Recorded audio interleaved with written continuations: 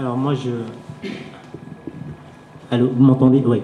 Moi, mon intervention va surtout va concerner surtout la convergence, hein, et aussi le combat sur la terre-mer, parce qu'il ne faut jamais oublier que l'objectif quand même c'est notre continent, même si on est ici en Europe, et nous devons toujours travailler tout en regardant vers l'Afrique, parce que c'est le but, c'est l'objectif. Donc moi, je vais essayer de parler de la convergence, je vais essayer de parler d'une organisation possible, parce que mes frères ont déjà abordé ces points d'unité. On va laisser. Donc mes frères ont déjà abordé ce point d'unité, donc c'est un point central chez AI. Donc moi, je vais essayer d'intervenir dans ce sens-là.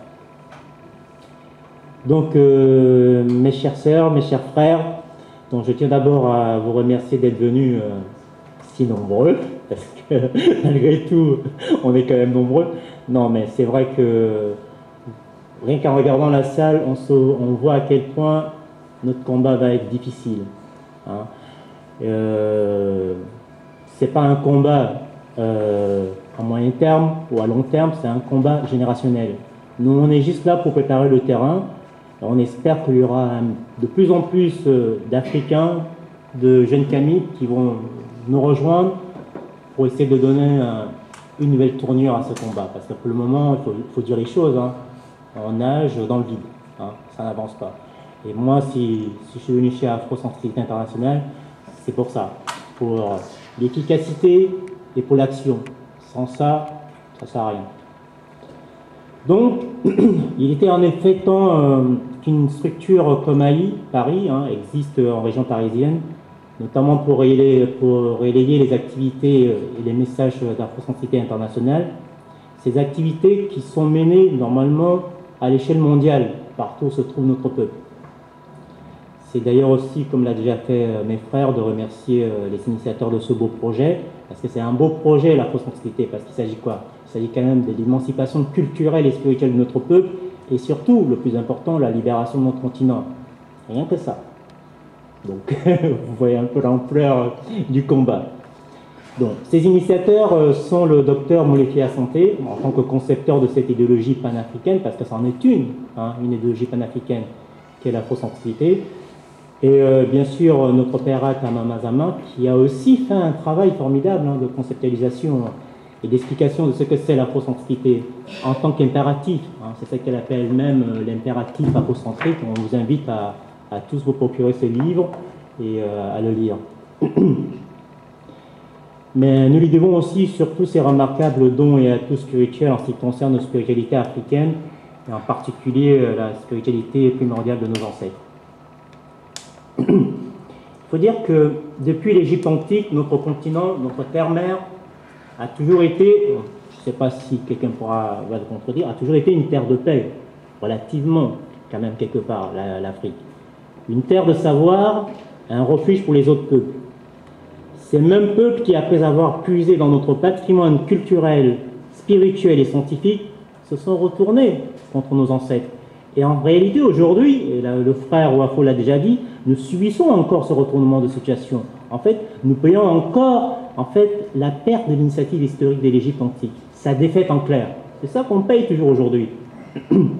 Donc, à partir de cet instant, de ce moment historique, il est assez simple, quand on le veut bien et quand on a un peu le courage et surtout quand on aime lire, il est assez simple de suivre le fil historiographique de l'histoire de notre peuple.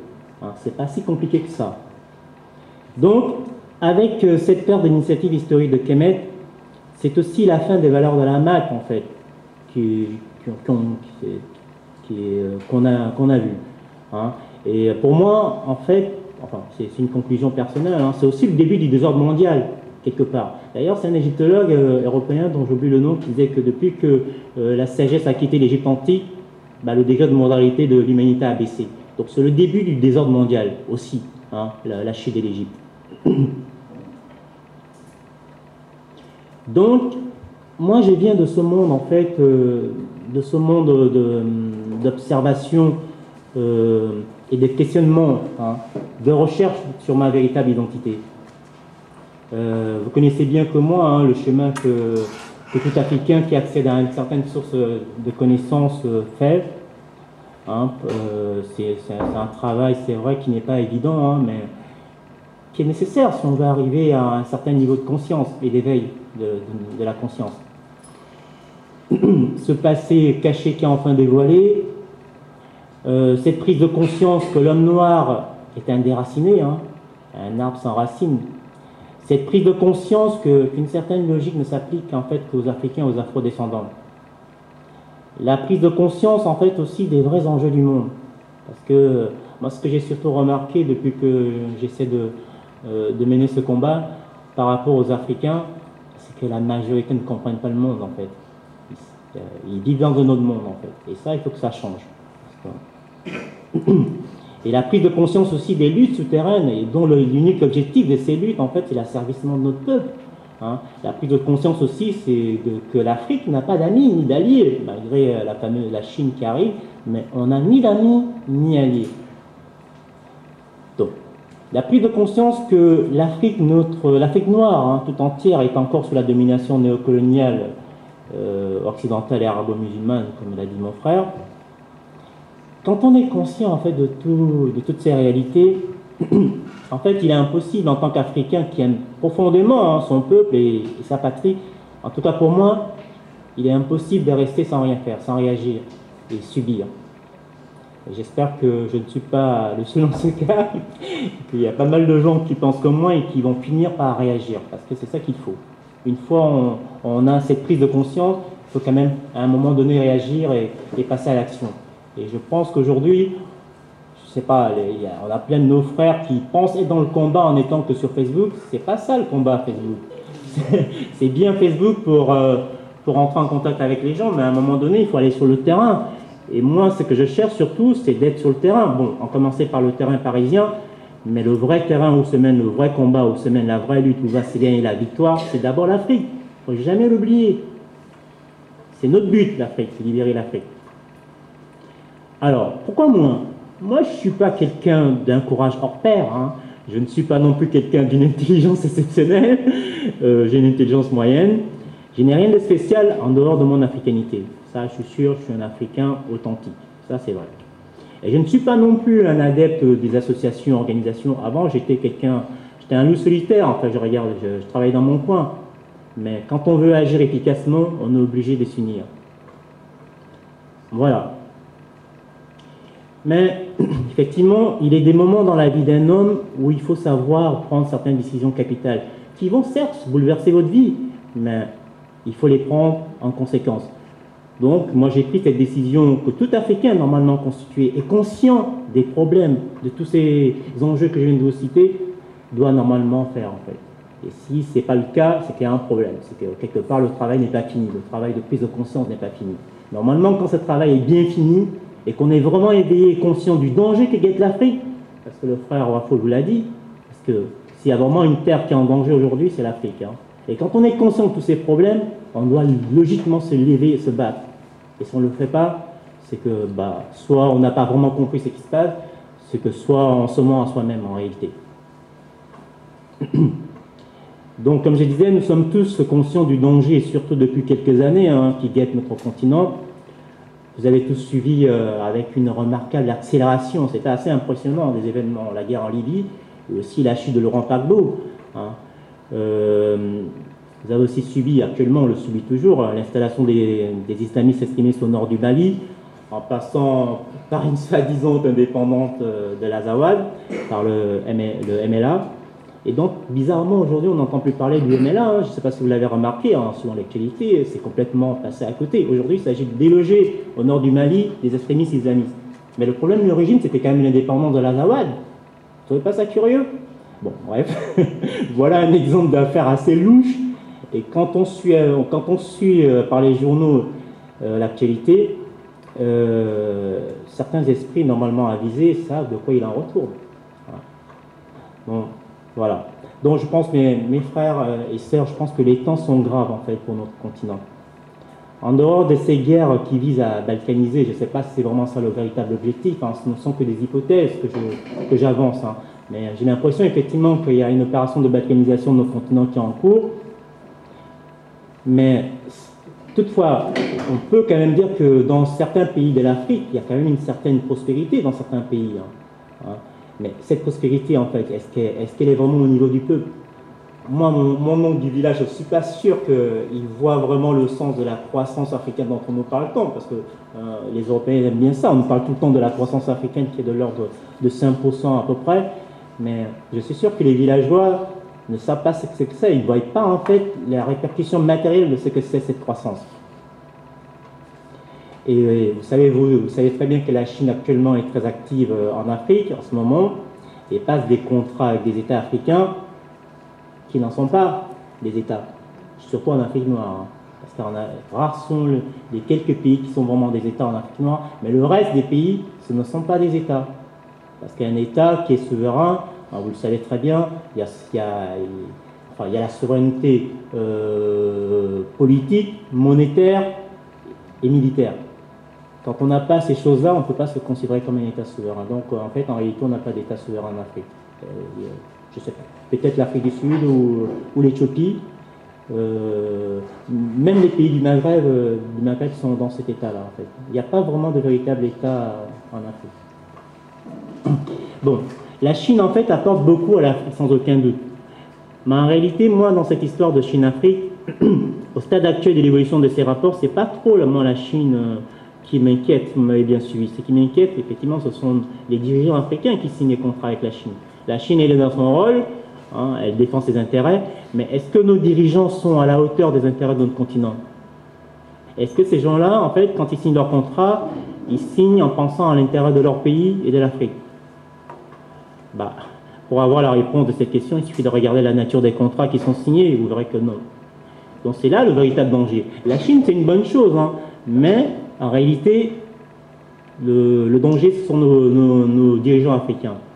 C'est pour cela aussi qu'au sein de l'AI, la section politique est très importante. Donc, on doit à tout prix trouver des moyens, des stratégies efficaces pour rentrer dans le terrain politique en Afrique. Parce que sans ça, je ne vois pas comment on va faire évoluer les idées panafricaines si les panafricains ne sont pas au pouvoir. Dans quel pays d'Afrique les panafricains sont au pouvoir? Où? Vous en connaissez, vous? Moi, j'en connais pas. Alors, je ne vois pas comment on va arriver aux États-Unis d'Afrique si ceux qui portent ces messages, ceux qui portent ces idées, ces objectifs ne sont même pas au pouvoir. Donc, le combat politique aussi sur le terrain africain est inévitable. Sinon, on va tourner en rond.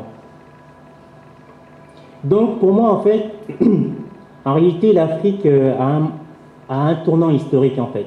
Je ne sais pas si vous remarquez bien, si vous observez bien l'évolution des choses. On a un tournant historique. Et si ce tournant est mal négocié, je peux vous garantir, je ne vais pas jouer au devin, mais quand même, c'est assez simple quand même quand on analyse les faits historiques et quand on analyse l'actualité. Je peux vous garantir qu'en fait, certaines histoires que nos ancêtres ont vécues et subies risquent de se répéter. Voilà. Si on rate ce coche, c'est l'asservissement qui va continuer, et pour longtemps. Donc, tout ceci en réalité pour vous dire que l'heure est grave en effet, et que même si on n'est pas quelqu'un d'engagé, mais aujourd'hui il faut à tout prix penser à s'engager. Il faut s'engager parce que tout simplement nous devons prendre nos responsabilités. Nous devons aujourd'hui accepter notre mission ou la trahir. Et ça se passe maintenant. Vous connaissez bien cette phrase de Franck Fanon, chaque génération accepte sa mission ou la trahit. Et je pense que pour notre génération, c'est le moment de choisir. Soit on choisit de se battre, soit on choisit de trahir. Mais le choix se fait maintenant. Et si chez AI on insiste sur l'unité, c'est bien parce que nous avons compris que l'heure est grave et qu'il fallait plus que jamais, si nous voulons avoir une petite chance d'arriver au bout de cette lutte victorieuse, nous unir. Donc l'union est vraiment le mot-clé. L'union de toutes les forces vives qui combattent pour la renaissance africaine. Donc, est-ce que nous allons toujours continuer à faire des choses chacun dans son coin, ou est-il désormais temps de nous unir au sein d'une même organisation? Et comme l'a dit le frère Manon, il ne s'agit pas pour AI en fait d'absorber toutes les organisations en fait. Nous, l'idée qu'on a, c'est qu'il nous faut un ensemble, si vous voulez une cellule de travail, où toutes les organisations vont se retrouver et partager leurs idées. hein. Je pense que ça, on ne pourra pas faire l'économie de ça, en fait, de trouver des moyens efficaces d'avancer. Et chez AI, on a effectivement des objectifs qui sont assez ambitieux, mais on ne pourra pas réussir à atteindre nos objectifs si on n'a pas le concours de tous. On a besoin de vous, hein, nos frères et sœurs, on a besoin de vos talents. Et ce n'est pas les talents qui manquent, en fait, hein, chez nous. Ce qui manque, en fait, c'est le courage de s'engager. Voilà, sérieusement. Donc, je me répète, donc, ce qu'il faut, c'est il faut qu'on s'organise, hein, dans un seul ensemble. Il faut que nous identifions nos grands chantiers. Il faut qu'on identifie nos ressources. Hein. Il faut créer surtout des ateliers de travail par rapport à ces grands chantiers et œuvrer dans une organisation projet. Il faut qu'on réalise nos chantiers comme si on était en train de réaliser un projet. Hein. Voilà. Nous avons la matière grise, il nous manque juste les moyens, mais pour les moyens, moi je suis convaincu que c'est juste une question d'organisation et de synergie en réalité. Parce que si on s'y met vraiment, on est capable de trouver les moyens. Et pourquoi ces grands chantiers? J'ai parlé des grands chantiers parce que, comme je vous ai dit, moi je regarde surtout vers l'Afrique, parce que nous avons besoin du peuple africain pour sortir de cette impasse historique. Mais pour avoir le peuple avec nous, nous devons nous occuper de ce peuple. En fait, ce qui fait que les Africains n'accrochent pas du tout aux idées du panafricanisme, parce que la grande masse des Africains, ce dont on a vraiment besoin, ont faim. Et ils ne vont pas vous écouter avec vos belles idées de panafricanisme s'ils ont faim. Donc, nous devons nous occuper de notre peuple. Et ces chantiers-là vont surtout œuvrer dans ce sens-là. Donc, je suis un peu perdu dans ma lecture, mais bon. Donc, je vous ai parlé des moyens. Donc, les moyens, effectivement, c'est une question d'organisation et de synergie. Je vous ai parlé de comment on pouvait essayer de faire pour essayer d'avancer. Donc, un grand ensemble où toutes les associations qui œuvrent pour le combat panafricain vont se réunir. Et comme on a dit, hein, chacun garde son identité et continue à œuvrer pour son petit temps, mais il faut à tout prix qu'on ait un grand ensemble qui nous permet de tous travailler ensemble et d'avoir des ateliers et des groupes de travail pour tel ou tel chantier et essayer d'avoir des résultats et les mettre et les réaliser sur le terrain avec les ressources que nous aurons pu rassembler. Voilà comment moi je vois les choses. Donc, nous devons donc préparer notre peuple, et préparer le peuple, c'est quoi? C'est déjà l'éduquer autrement, parce que c'est très important, et surtout lui donner les moyens de se prendre en charge financièrement. Et rien qu'avec ces deux facteurs, moi je suis sûr que l'émancipation du peuple kamite sera au rendez-vous. Hein. Et si l'émancipation est au rendez-vous, notre peuple sera assez lucide, hein, pour nous suivre dans nos organisations politiques en Afrique, et surtout dans nos choix. Parce qu'il faudra en faire à un moment donné des choix cruciaux. Voilà. Politiquement, je vous l'ai déjà dit, le courant panafricain est quasiment inexistant en Afrique, hein, aujourd'hui. Nous n'avons pas le pouvoir en Afrique et nous sommes loin de l'avoir. Hein. Donc les forces panafricaines. Donc nous devons donc trouver les moyens, des stratégies pour investir le terrain africain et dérouler le programme de la Renaissance africaine. Si les villes nous sont fermées, qu'en est-il des villages? Parce qu'effectivement, les villes sont assez fermées en Afrique. Hein. Politiquement, économiquement, c'est pas toujours évident d'amener des nouvelles idées et de les mettre en place. Mais les villages, nous pouvons apporter la modernité au sens du paradigme africain à nos villages. D'ailleurs, les villages sont les seuls endroits où le paradigme africain, en réalité, existe encore. Donc, je pense que ce n'est pas une mauvaise idée de commencer par les villages. Et les villages, après, pourront inspirer les villes si la réussite est au rendez-vous.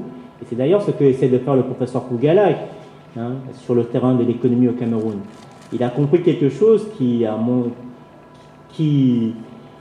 pendait au nez, en fait. C'est que si, effectivement, on n'arrive pas à avancer dans les villes, on peut partir de nos villages. Voilà. À mon avis, c'est un bon modèle pour moi. Et c'est un modèle que nous devons renforcer et suivre pour arriver à notre but sur le terrain. Au moins sur le terrain économique, hein, qui est quand même très important, et dont la réussite d'ailleurs pourra nous ouvrir. Si on réussit sur le terrain économique, c'est clair que sur le terrain politique, on aura assez d'atouts pour imposer aussi nos idées sur le terrain politique. Vous voyez, en fait, là, il ne s'agit pas de... Non, il s'agit en fait ici de faire fonctionner, en fait, ce que j'essaie de dire, c'est que nous devons faire fonctionner nos cerveaux. Hein. J'ai vu pas mal de vidéos sur Internet, je sais qu'il y a des gens assez compétents qui travaillent pour la Renaissance africaine. Mais il faut être concret dans un combat. Quand on veut avancer, il faut toujours penser concret. Il faut être pragmatique, en fait. Il faut se dire quelle est la chose la plus simple et la plus efficace et qui a plus de chances d'être appliquée sur le terrain. En gros, il faut être pragmatique. Et donc, je vous appelle donc à réfléchir. Donc, tout le monde peut apporter des idées. Il n'y a pas de, en tout cas chez AI, ce qui compte, c'est les idées. Qu'on soit diplômé ou pas diplômé, mais quand on a de bonnes idées, tout le monde sait que c'est une bonne idée. Hein, qu'on soit diplômé ou pas. Une bonne idée, c'est une bonne idée. Voilà. Et nous devons faire tout ceci, je pense, hein, dans cette organisation d'ensemble dont je vous ai parlé, on doit le faire aussi avec un leadership avisé. Je pense que c'est aussi le point faible de la Ligue panafricaine et des associations panafricaines partout où elles sont. C'est le problème du leadership. Je ne sais pas, j'ai l'impression que, surtout dans la diaspora, les gens ne veulent pas être commandés, mais à un moment donné, il faut bien que quelqu'un commande pour faire avancer les choses. Donc le leadership, c'est important. Donc on doit à tout prix identifier des gens capables et courageux pour nous faire avancer dans ce combat. Donc un leadership avisé et compétent, à mon avis, est aussi important. Donc, on identifie ce grand ensemble, on identifie un leadership avisé et compétent, on identifie les grands chantiers, on identifie une organisation de travail, on identifie des groupes de travail, on se met au travail, et le leadership accompagne ce travail, et vous verrez qu'il y aura des résultats. Les autres, ils font ça, hein, ils font comme ça s'appelle aussi de la prospective, ça. Mais tout le monde fonctionne comme ça quand on veut réussir. Voilà. Donc, moi, je voulais surtout intervenir sur cette partie de convergence et attirer l'attention des autres associations et organisations et l'attention de tout le monde, qu'aujourd'hui, effectivement, le maître mot, c'est l'unité. L'unité, et qui dit l'unité, dit regroupement des ressources humaines, autrement dit des compétences de tout un chacun, des ressources, de nos ressources économiques, hein, de nos ressources, et même des ressources matérielles. Hein, enfin bref, l'unité. L'unité, l'unité, l'unité, l'unité. Sans ça, c'est foutu. On ne pourra jamais aller plus loin. Voilà, moi je vais m'arrêter là. Et je pense qu'il faut marteler et marteler et marteler tout le temps ce mot unité. Donc, si dans la France entière il y a l'unité, notre but, c'est pas pour rien. Parce qu'on sait que sans unité, eh ben, on ne pourra pas aller loin. Il n'y aura pas la victoire au final. Je vous remercie.